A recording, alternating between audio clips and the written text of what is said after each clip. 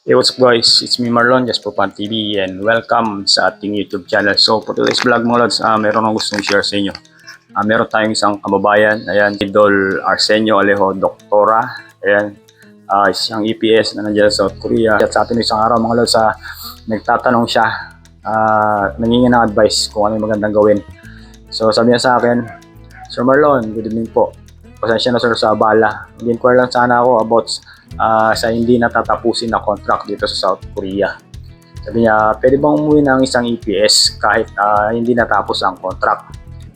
Bali 5 months pa lang kasi ako dito. Mag 6 months pa lang sa November. So, kararating lang mga lods. Tapos, ang pinaka-reason niya, nagsama po kasi ng ugali ng bisor kong Koreano. Kaya palagi na lang akong sinisigawan at pinapagalitan. Lalo na pag hindi ko maintindihan yung iba niyang sinasabi. Pag uuwi na lang po ba ako, ban na po ba ako sa Korea for a lifetime? Ayan, salamat po in advance. So ayan yung kababayan natin. So may galak shoutout sa iyo bro, Arsenio Alejo Doctora. So sagutin natin mga lods yung kanyang bali 6 months pa lang siya dito sa South Korea. At main reason niya kung bakit gusto niya umuwi dahil sa pressure sa trabaho mga lods, yung Koreano na kasama niya sa trabaho, yung pinakabisor o yung panjang, palagi daw siyang sinisigawan at pinapagalitan. So normal yan mga lods sa mga Koreano. Diba lagi ko sinasabi sa inyo na ang number one na reason kung bakit palagi tayo nasisigawan, namumura ng mga Koreano kasi pagdating natin niya sa Korea, hindi natin maintindihan yung kanilang inuutos o yung kanilang sinasabi. So yun yung nakikita ko na pinaka number one na dahilan. At isa pa, dahil bago tayo dyan, syempre, dahil hindi bago tayo sa trabaho, hindi pa natin kabisado yung proseso o yung mga ginagawa sa company. Tapos dagdag mo pa, pagka inutusan ka, hindi mo naintindihan, talagang magagalit yung Koreano. So isa yan sa pinaka main na reason kung bakit palaging napapagalitan yung mga bagong EPS dyan sa South Korea. So sagutin natin yung kanyang tanong. Sabi niya, wala bang magiging problema kung hindi niya tatapusin yung kanyang kontrata o kung uuwi na lang siya. Kung hindi natin tatapusin yung kontrata, halimbawa kararating na natin sa South Korea, kahit isang araw ka lang yan, 2 araw, 3 araw at nag-decide ka na umuwi. Dahil sa kadahilanan na nagkasakit ka or hindi mo kaya yung trabaho or parang sa tingin mo hindi mo kakayanin o hindi ka makasurvive, kung magde-decide ka na umuwi, wala namang magiging problema. So parang yung contract mo is i-terminate lang, parang papawing ka, pero kailangan mong sila na magre-report mo sa immigration o kaya sa labor. So ang gagawin mo lang, minsan yung ibang company minsan papapirmahin ka pa ng resignation or kung ano-ano pa. So meron din mga company na hindi na, papawing ka na lang basta may ticket ka. Kasi meron akong tropa dati, yung kasama ko sa unang company ko dyan, unang dating ko dyan, 5 months pa lang kami nun. Tapos after 5 months, bumili siya ng ticket, hindi na nagpaalam sa amo namin. Tapos pagdating ng araw ng flight niya, umalis na kaagad. So ibig sabihin, hindi alam nung amo namin na aalis na siya. So walang resignation na nangyari. And then after 2 years, nag-apply yung kaibigan ko na yun, yung kabatch ko na yun, nag-exam uli siya. After 2 years, nakabalik siya ng South Korea. So ibig sabihin, kahit na mag-exit ka sa unang kontrata mo, walang magiging problema, wala kang magiging violation at hindi ka mababan. Ayan, tanong niya sa atin kanina kung forever daw ba siyang mababan sa South Korea pagka nag-early exit siya o yung umuwi na lang siya ng maaga. So walang magiging problema doon, Lods. Walang magiging problema. So pag uwi mo ng Pinas, pwede kang mag-exam ulit. Pag nakapasa ka, makakabalik ka pa ng South Korea. So focus tayo dun sa sinasabi niyang reason kung bakit gusto niyang umuwi. Lagi daw siyang pinapagalitan, lagi daw siyang sinisigawan dahil hindi niya maintindihan yung sinasabi. So yan yung number one na cause mga lods ng bakit mga Pilipino na baguhan niya sa South Korea, yung mga EPS is ayan, namumura, nasisigawan, minsan binabatukan pa kasi nga hindi maintindihan yung sinasabi or yung inuutos. Ang adjustment period ng isang PS dyan sa South Korea mga lods is 1 to 5 months. 1 to 3 months nga lang yung sabi ko dati. So habaan na natin 1 to 6 months. Siyempre, pagdating mo dyan, wala ka pang alam, tuturo pa yung mga gagawin mo. Pero ganito yan mga lods. Once na malaman mo na yung proseso ng trabaho dyan sa ginagawa nyo sa company nyo, marunong na kayo sa uladon nyo na, hindi na kayo masyadong papagalitan ng mga Koreano. Nagagalit lang yan kasi sa una, di ba, hindi niya pa alam, tapos hindi niya pa maintindihan yung sinasabi niya, doon siya nagagalit. Pero once na malaman niyo na yung trabaho na nakikita niya na nag-i-improve ka, na kahit na hindi ka nautusan, kahit na hindi ka nasabihan, nagagawa mo na maayos yung trabaho, hindi ka na nila papansinin.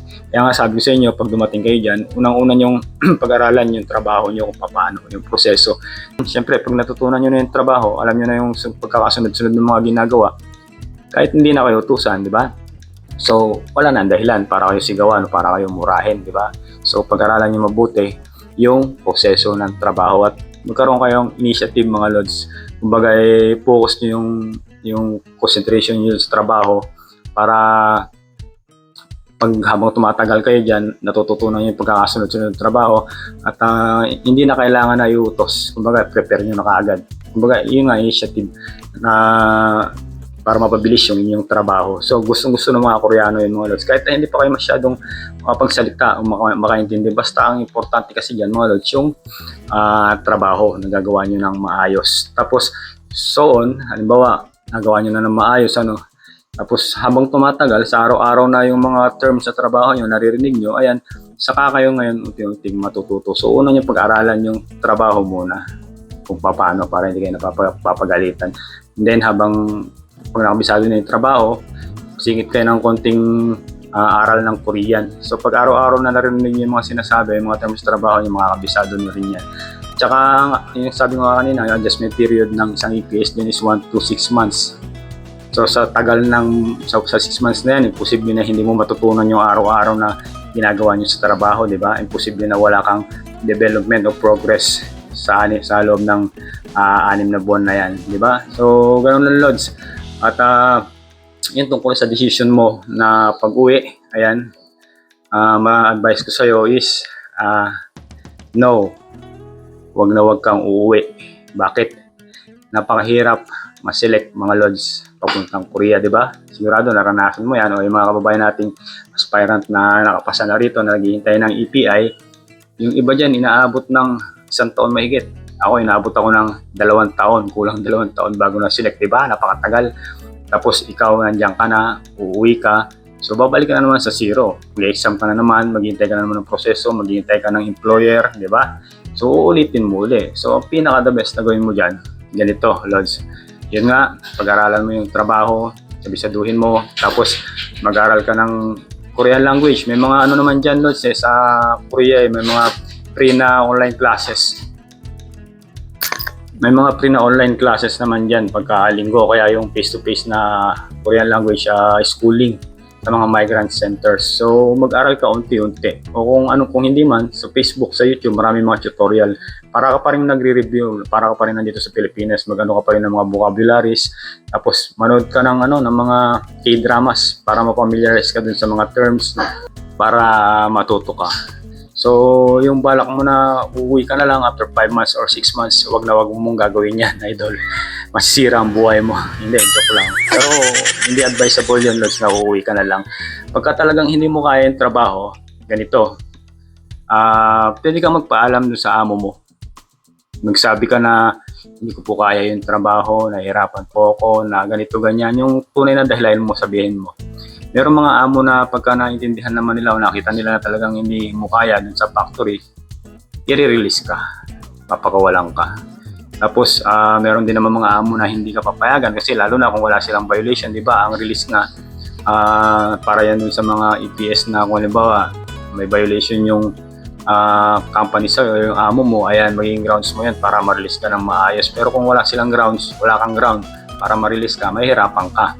Pero kung talagang hindi mo kaya at parang sa tingin mo hindi ka makasurvive, kung magtatagal ka pa ron, pwede ka magpaalam dun sa sadyang mo na sabihin mo na sadyang lipat na lang po ako ng company, hindi ko po kaya dito. Kung mabait yung amo, papayagan ka. Meron tayong mga kababayan na nag-aalangan na magpaalam kasi nga parang siyempre una hindi pa marunong magsalita, pangalawa bago pa lang sa trabaho, at pangatlo nagda-doubt sila kung papayagan sila o hindi. Minsan may mga sitwasyon na ganito akala natin mahirap, tapos once na magsabi ka or magpaalam ka, pumapayag naman sila. Basta maayos yung pakikisabi mo o yung pagpapaalam mo. So, may mga amo na nakakaintindi na, o sige, kung talagang hindi mo kaya, lipat ka lang ng ibang company. Pero wag na wag kang uuwi dahil sayang yung iyong visa, Lods. So mag-stay ka pa ng mga ilang buwan dyan kung talagang hindi mo matutunan yung trabaho, talagang palagi kang sinisermonan ng amo, ay nung Koreano, ayan, magpa-release ka. Basta as of now, Lods, aralin mo muna yung trabaho. Kasi once na mga familiarize mo na yung proseso ng trabaho dyan, at hindi ka na kailangan utusan, ayan, hindi ka na papansinin ng mga Koreano, papabayaan ka na yan. Maluwa na yung buhay mo. So, ayan Lods, kung ano mong gagawin, pag-aralan mo yung trabaho. Tapos, pangalawa, bibigyan kita ng extra tip. Kasi same tayo na experience nung unang dating ko dyan sa South Korea. Ganyan din yung experience natin.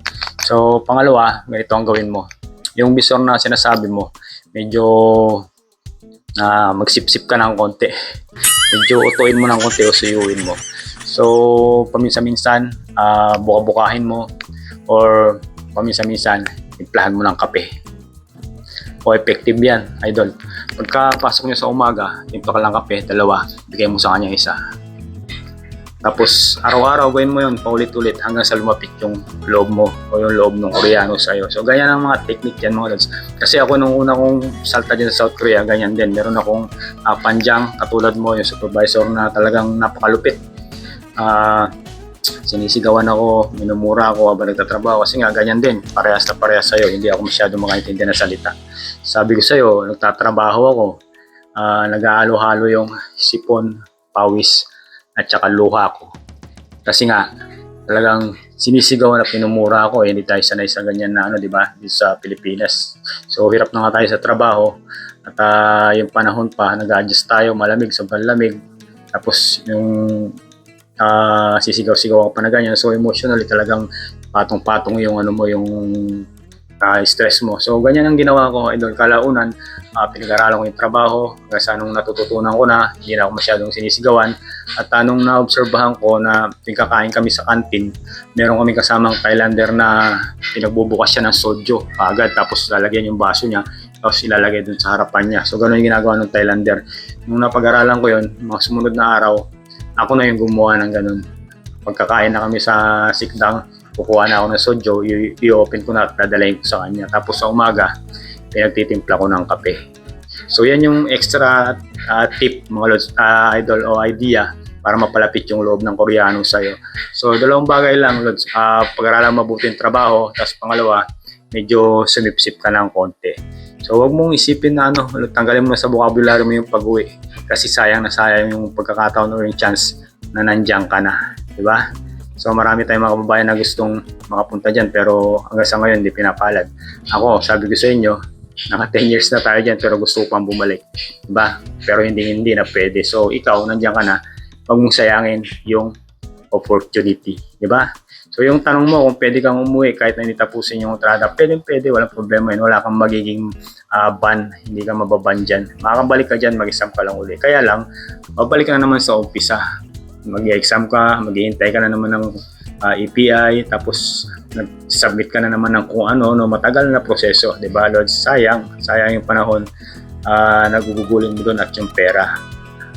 Nandiyan ka na, samantalahin mo na at wag kang uuwi. So kapag lumipas ang ilang buwan at talagang hindi talaga kaya, ayan, yung advice ko sa'yo kanina, magpaalam ka ng maayos dun sa amo.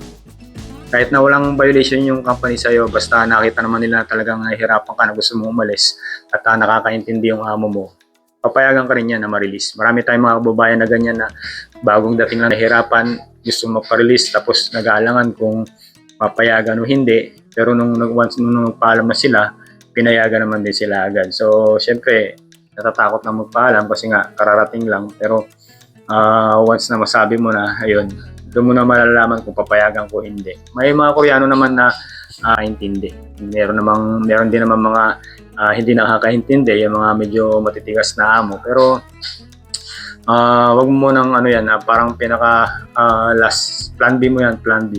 So ang pinaka dapat mong gawin ngayon, aralin mo yung trabaho, suyuin mo yung Koreano. Tapos pag talagang hindi kaya at ganun pa rin after a few months, ayan, saka ka magpa-release. Pero never mong isipin, wag mong isipin na umuwi at sayang yung pagkakataon. So yan lang, Lods, may share natin ngayong araw. Yung katanungan ng kababayan natin. Medyo maingay dito sa paligid natin. Ayan, pasensya na kayo. Siya nga pala, gusto kong i-shout out yung ating mga kababayan dyan. Ayan, napapa-shout out sa atin ng isang araw. Yung Suregi Boys ng Daegu. Ayan, mega shout out sa inyo mga Lods. Ayan, ingat-ingat sa trabaho. Mag-ipon na mabuti. So, mega shout out sa inyo. Suregi Boys from Daegu City. So, ayan. That's all for now mga Lods. Hopefully sana kahit paano may natutunan kayo. Thank you so much for watching. Ingat-ingat and God bless sa inyo lahat.